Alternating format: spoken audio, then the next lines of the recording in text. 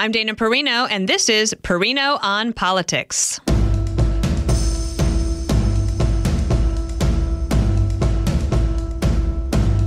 When it comes to presidential elections, mothers know best. Welcome to Perino on Politics, where we give you everything you need to know from a 30,000-foot view of this week in politics. So join me back on the podcast today is Outkick columnist and host of the Getting Hammered podcast, my friend, crowd favorite, Mary Katharine Ham. Great to have you, MKH. Hey, Dana, glad to be here. Glad to be here. How are you? I'm pretty good, Coming off a successful weekend. It is a good weekend. So it's Monday, May 13th, and we've got some politics to talk about. I think that we have to talk about this big Trump rally in Wildwood, New Jersey. So I'm in Jersey. I live on the Jersey Shore on the weekends, and it was a sunny, but I thought it was a pretty cold day, windy, breezy, and there's this Trump rally happening, and the venue says that they could hold 40,000 people max. The Trump campaign says there were 100,000 people there. I don't know what the real number is. It was obviously tens of thousands of people who were so excited to be there. And I was watching some of the coverage and even on social media. And if you are President Trump, who was first elected 8 years ago, has gone through what he's gone through. He's at the trials. He can't campaign like he wants to. He does a rally. And that many people show up because they want to hear from you. And the people made it a family event. I heard from one couple, they said it's our first time ever going. And I thought, wow, if you were the Biden campaign, you might look at that and look at that energy and maybe be worried. No, it's certainly not a bad sign, right? If you have to choose, you want to be the guy who tens of thousands of people show up for. Now, I will caveat this because sometimes rallies can end up being fool's gold. And that's what you don't want to get into, right? You don't want to get into the mindset that because your candidate has true star power and is bringing people out, that translates to the votes that you need in the states that you need them. Yep. However, tens of thousands of people in New Jersey, a place where he by all rights maybe shouldn't be pulling those numbers. And when you say, Dana, that there are people there who have never been to his rallies before, I think that matters. I think there is a star power that there is there. There is a part of the Trump spectacle that people want to observe. They want to be there for it. They want to hear the jokes live, right? That is a real thing. And then I think there's also a bit of energy behind the idea that life was better when he was president. And that is the thing that that's the buzzsaw Biden is running up against. If Trump's buzzsaw is the legal problems, Biden's is now we have two records to look at, and a lot of people think that Trump's is just better. I was thinking about that Biden Wawa visit. Remember when he walked in and there's like nobody there at the Wawa, which was weird. Like if you're going to stage a campaign event, at least you could stage some people there. The people that he interacted with, it was awkward. It was painful to watch. And there is just a difference in energy and excitement and enthusiasm. That doesn't mean necessarily that this is a done deal for President Trump, but there was a significant poll that still tilts towards Trump quite favorably. This is from the New York Times. And in all of those battleground states, in almost all of them, Trump is way up, like in Nevada, up by 12%. Yes. Nevada, that's a difficult one. And then having more tied and within the margin of error, Michigan and Wisconsin. Georgia looks like it's doing really well. North Carolina state, obviously you're very familiar with, looking good for Trump. Right. But Pennsylvania, wow. I think both of these candidates are going to have to spend a lot of time in Pennsylvania. Yes, as I always say about Pennsylvania, if it were a woman, Biden would be sniffing her hair 24/7, right? Like this is the price you pay for being a battleground state. But look, I think, Dana, the correct question always is, which of these guys would you rather be? And the answer clearly right now in polling is Trump. Clearly. And I don't think many of us thought we would be here, right? Because he does have legal troubles. He does have, even if those legal troubles are, forgive the term, trumped up, even if many of them are trumped up, it's still a PR issue, right? And so we weren't sure how that would play politically. Well, it turns out, again, because there are two records to compare, that a lot of people have concluded, okay, here's two weirdos running for president. Which one makes my life better? And the answer for them is Trump. And so you see that in these battleground states. You see it in demographics where Biden really needs solidified support. You see it in non-white voters both college educated and non-college educated, where he's been losing significant ground in the New York Times Siena poll for years now. And in those demographics, that's going to be really problematic for him if he can't put that coalition together the way that he did in 2020. Mm-hmm. But another caveat that will disappoint everybody is that Democrats are really good at getting people who are not enthused voters to vote. Mm-hmm. So you got to watch out for that. And in some ways, the campaign hasn't really even begun. Even though it was like the earliest campaign to ever begin, it's like it hasn't really begun. I did want to mention this, though, as well, that RFK Jr., when he's factored into these polls in some of these states, he does pretty well enough that if you're Biden, you're super concerned. And if you're Trump, you're concerned enough to think, we're not sure how this is going to go. RFK Jr. not on the ballot in all the states, certainly, but working on it. He's got a lawsuit in Nevada where he's trying to get on the ballot there. That could be a spoiler for Trump there, possibly. Like, we'll have to see. The other thing I noticed is that RFK Jr. on this Wednesday is doing a big event in Nashville. He's headlining a comedy show with Rob Schneider and Russell Brand. And I don't know who else is going to be there, but those two names stuck out to me. And there's an interesting group. I talked to somebody today she said every surfer she knows wants RFK Jr. as president. I have friends in the country music world who say they love RFK Jr. And I'm just watching this with a little bit of interest. It's been a little bit of a theme on this show, which is let's not forget that this is out there. Mm-hmm. How do you think about that? No, I think it's, even though we're talking about it more now, I think it is still underreported given the impact it could have. Because you don't need to pull a lot of votes from either candidate in some of these swing states to make a huge impact, right? It's just tens of thousands of votes that separated them in some of these states. The thing that to always think about with a third-party candidate is whether this person has ballot access. And RFK Jr. has money and name ID and energy and time to gain ballot access in some of these states, and already has, an important one being Michigan, of course.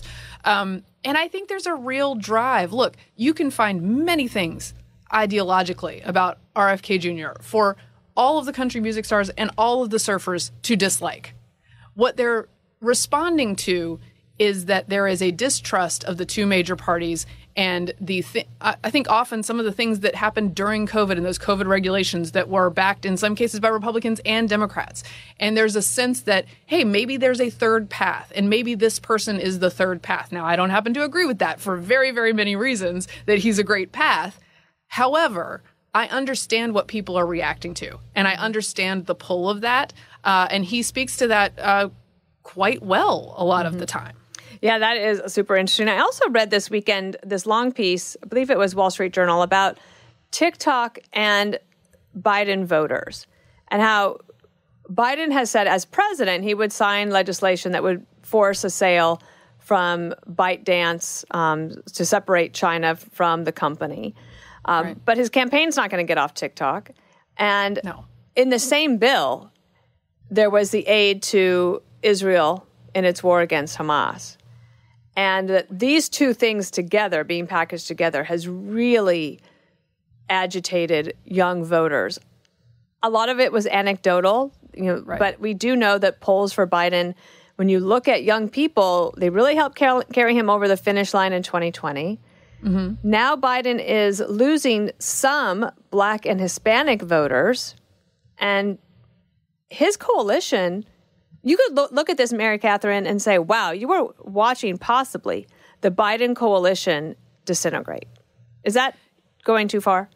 I think what I read from it is that he is misreading this voter block in that, on two fronts, he's doing this wrong. Because I think on the TikTok front, that's probably more casual political observers who are young people, right? Just people who enjoy their social media and like, oh, wait, are you coming and messing this up for me?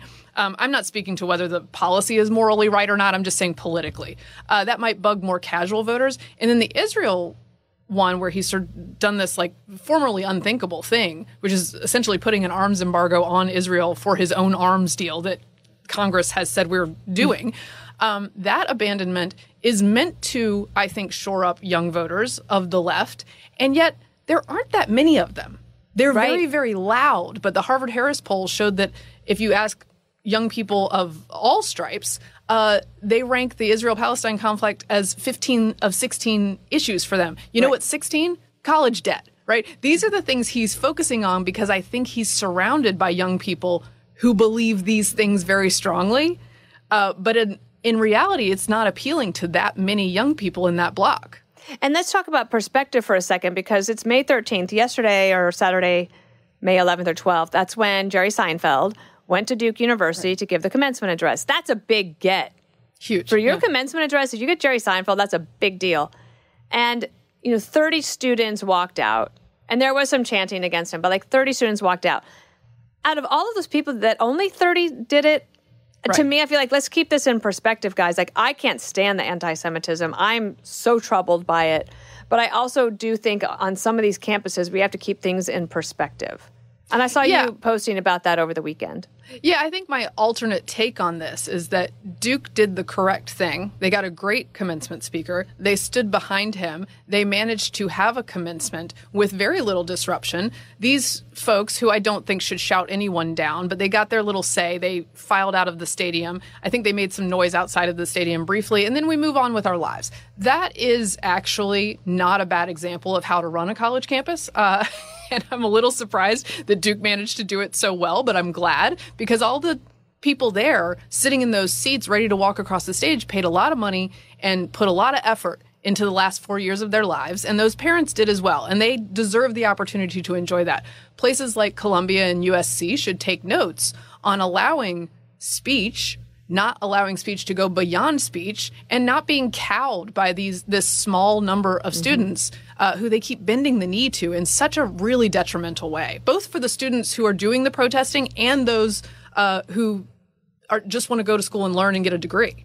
I watched this morning a mom and dad at Berkeley University's graduation, and there was so much disruption. And the graduate, she said, I worked so hard and I couldn't hear anything because they were drowned out by the chanters. And the mom and dad were interviewed, and the mom's voice was so shaken. And she said, look, I understand their feelings, but can't they just? And I'm like, well, actually, no, this is what they want. But I find that they're so unpersuasive in their tactics that it's not working. Let me give you a final word on campus anti-Semitism. We'll take a quick break. No, I think the key to controlling this kind of thing on campus is that you don't give yourself over to protest culture as an administration of a campus. You don't give yourself over to this ideology that the oppressed is always right. And if you can claim oppression, then that's all that matters, because that leads to really bad results. And the colleges that do best in these situations are ones who have administrators and policies that understand free speech. They understand what is not free speech. They draw that line clearly, and they protect not just the speech of those who are loudest, but the speech and free assembly and freedom to move through the campus and freedom to learn of the other students on the campus. I think Ben Sasse is a great example. And as a University of Georgia Bulldog, it makes me sad to praise the University of Florida so much. But the SEC at large has done a really good job with this, because at a giant state school in the South, they actually understand how to do this and not to give their campus over to a tiny number of people who are ruining everything for everyone else. A great last word on that topic. We'll be right back with more. And we are back with Perino on Politics. Mary Katharine, I hope you don't mind, but I do want to ask you a question with your mom hat on. No problem. Because I feel like it's the most important question. We remember soccer moms and security moms. And I wonder what moms are thinking now. You have several young children. I'm not saying that you're representing all mothers or anything, right, but I do think that moms have a certain sense of like what's really mattering to them and what's bothering them, what has them anxious about the future. Yeah, I think my term now would be Normie Moms, right? It's women who are raising families who just have a general sense that things aren't working the way they should be working, right? And they're putting in a lot of work, both on the home front and at work, and they're getting less for their money, both from taxpayer-funded services, and they're getting less for their money at schools, for instance, where they've sent their kids to public schools and they shut down for 2 years, and then they have all this learning loss when they come back.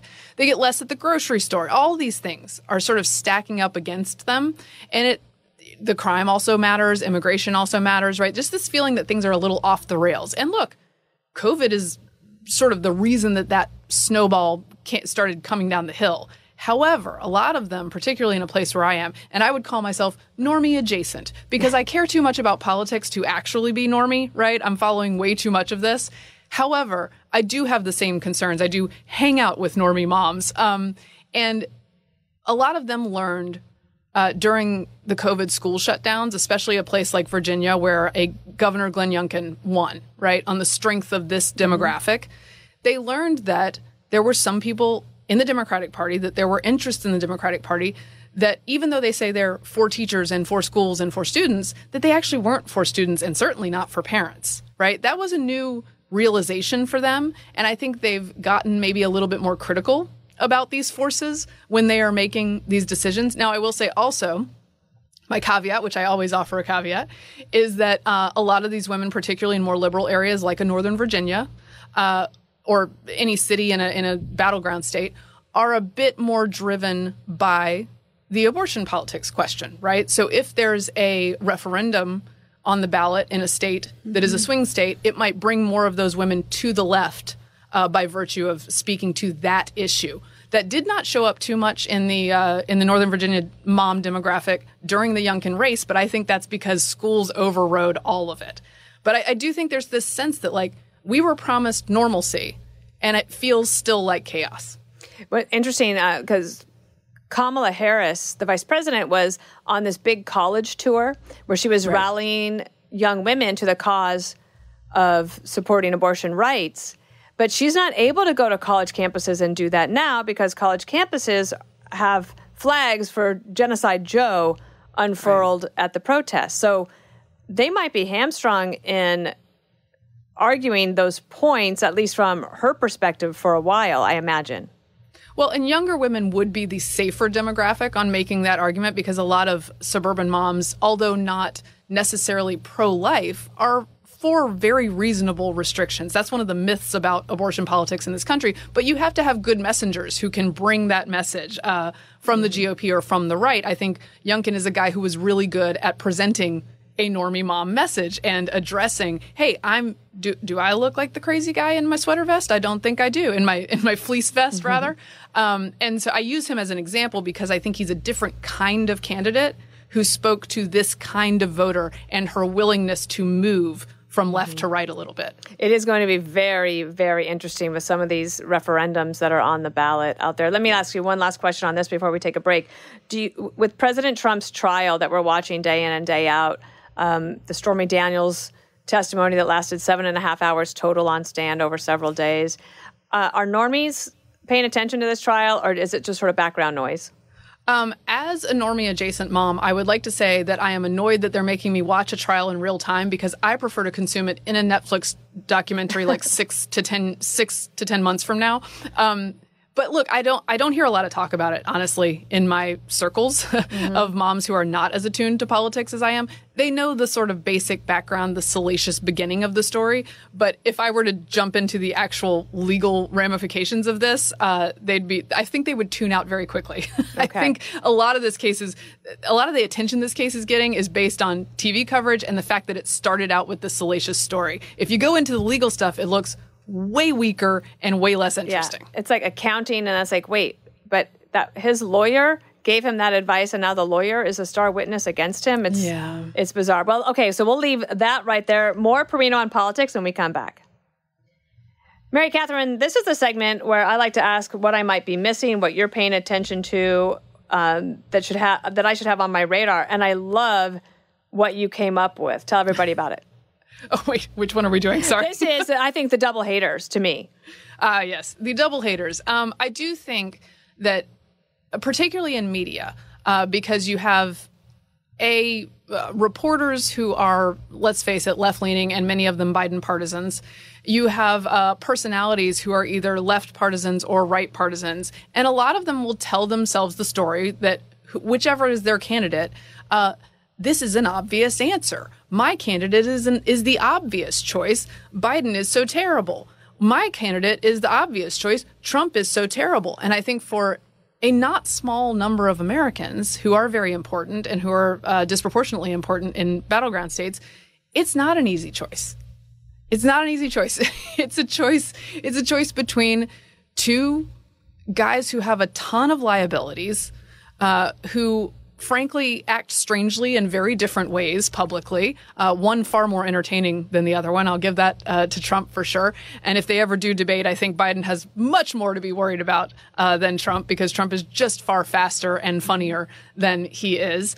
But I think people look at those two and they go, look, this is cutting it close for me. This is a hard decision to make, which is why those swing voters are going to matter, particularly coming into the fall, because, by the way, because they're normies, they don't pay attention to this 24/7, right? So the people who find both candidates problematic is not a small number of people, and it actually makes you more able to translate to normies if you understand that part of the equation. Yeah, there are certainly, you see this, and we've seen this for the last several news cycles, or presidential cycles, which is, I don't know anyone who's voting for Joe Biden, or right. I don't know a soul who would ever vote for President Trump. And I was like, well, obviously there are people who are willing to do both. And so exactly, having a perspective like that is important. And I just want to end with this. Over the weekend, I listened to Ben Shapiro and Ayaan Hirsi Ali in a conversation Ben Shapiro posted on his podcast. And one of the things they both talked about was, when you think about polarization in America and the worries about it and the concerns about it, that one of the ways to deal with it, when I'm asked, like, how do you deal with polarization in the nation? I'm like, whoa, that's a big task. Yes. And I just have to focus on what I can do, right? Am I being a good citizen? Am I being caring toward my fellow American? Am I standing up for what I believe in when I need to? Am I listening? I don't have to solve the nation's problem. None of us have to solve the nation's problem. But if we're all doing our individual part, that will grow, and that maybe that's the way to try to get us back to some sort of understanding of each other, because we do have big problems that the country needs to take on, but we need to do it together. Yeah, I'm with you, Dana. I think I truly still believe that we are better than our politics, and our politics keeps slipping off. But I think that there's so much there to work with, and I try to live it in my daily life as well, and finding a way to make politics respond differently to different incentives that are more healthy is part of what I'm trying to do on a daily basis, in addition to just living in my life, hanging out with people who are political hybrids, hanging out with people who vote for different folks, so that I'm not surprised. Right. Because I'm outside my bubble, because outside my bubble is a healthier and more fun and better for the country place for me to be. That's one of the reasons I love to follow you every day. We don't get a chance to talk all the time, but when I have you on the show or here, I am just reminded of why I like to get your thoughts every day as I follow you on X or Instagram, because you are walking that walk, and it is very much appreciated. Mary Katharine Ham, we have one question before we go. It's a little pop quiz. It is multiple choice. Okay. Here's the last question. Which future presidential mother was the first to vote for her son? Was it Huldah Hoover? Never heard of that name in my life. Huldah Hoover, Martha Ellen Truman, or Sarah Roosevelt? I'm going to go with Truman. Good guess. It was Sarah Roosevelt. She became the first mother in American history to cast a vote for her son, Franklin Delano Roosevelt, on November 8th, 1932. Nice. I couldn't do that quick math in my head, man. Exactly. Hey, enjoy all the playoffs. The basketball, the hockey. I know you pay good attention, and let me know what I need to know on that, too. Yeah. I'll keep you updated. All right, Mary Katharine Ham, thank you. Listen ad-free with a Fox News Podcast Plus subscription on Apple Podcasts, and Amazon Prime members can listen to this show ad-free on the Amazon Music app.